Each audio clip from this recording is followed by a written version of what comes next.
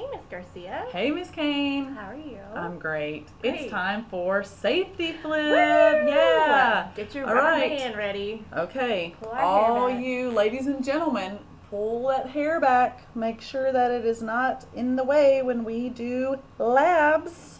Do you have your goggles? I do. Awesome. Let's put them on. All right. Here we go. Everybody loves the goggles. Always got to be safe. Yes. Don't Okay. worry about looking like a fool, because we all will. We all will. Yeah. Oh, and aprons. Yes. Make sure you have on your safety apron. All right. Fantastic. All right, today we're going to talk to you about NFPA labels and MSDS. If you don't know what that is, we're fixing to tell you. So make sure you have your lab journals out and a writing utensil. You also need colored pencils today. All right. So the first thing is the NFPA label. This is what it looks like, and it stands for National Fire Protection Association. So if you notice, this diamond has 4 different sections and 4 different colors, and each one of these represents a different type of hazard. So if there's something that could possibly go wrong with this particular solution or chemical that would be used or stored, this is a very quick way to let us know what those hazards are. All right, so what we want you to do in your lab journal is go ahead and draw the diamond.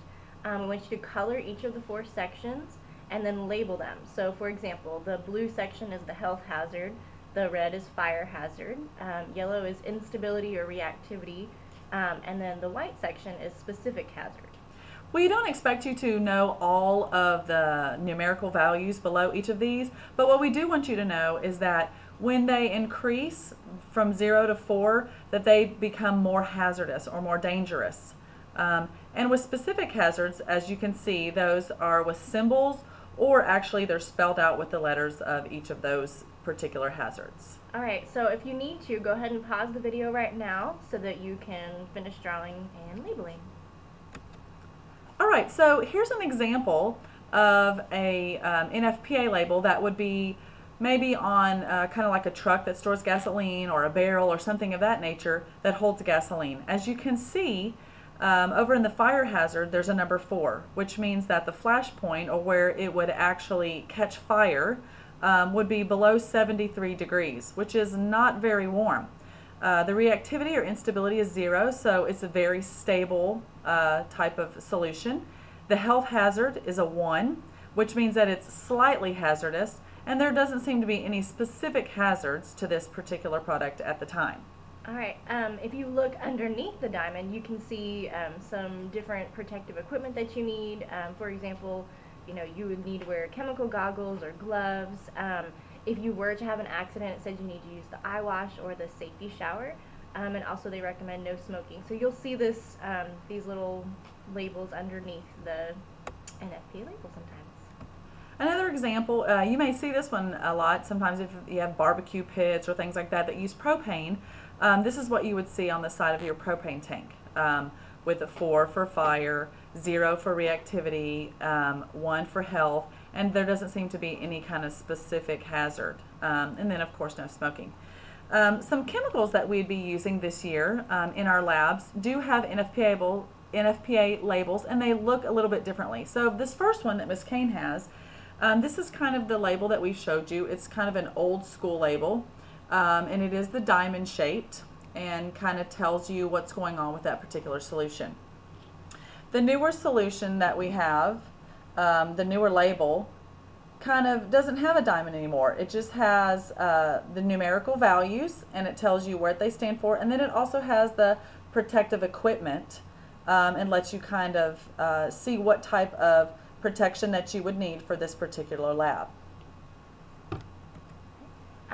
Another thing that we use to help us to know information about chemicals that we work with is called a MSDS, or a Material Safety Data Sheet. So every single chemical that we use has one of these.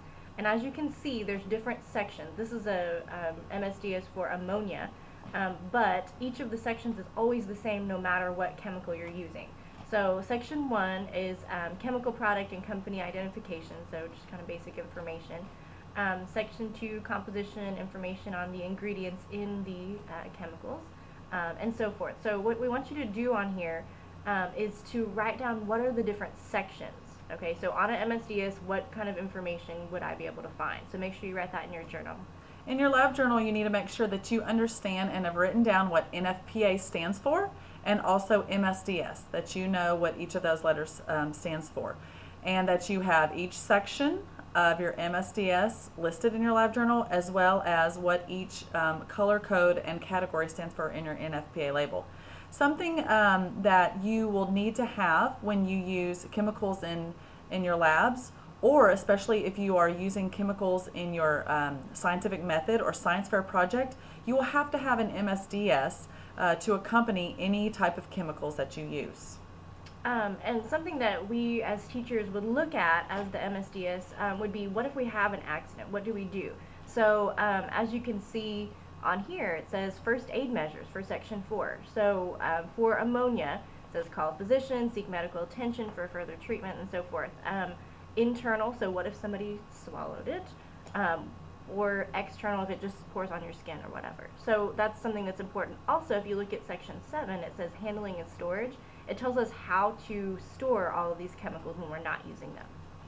All right, so that's your flip lesson today on safety with NFPA labels and MSDS. So remember, when you're in a lab, stay safe. All right. Bye. Bye.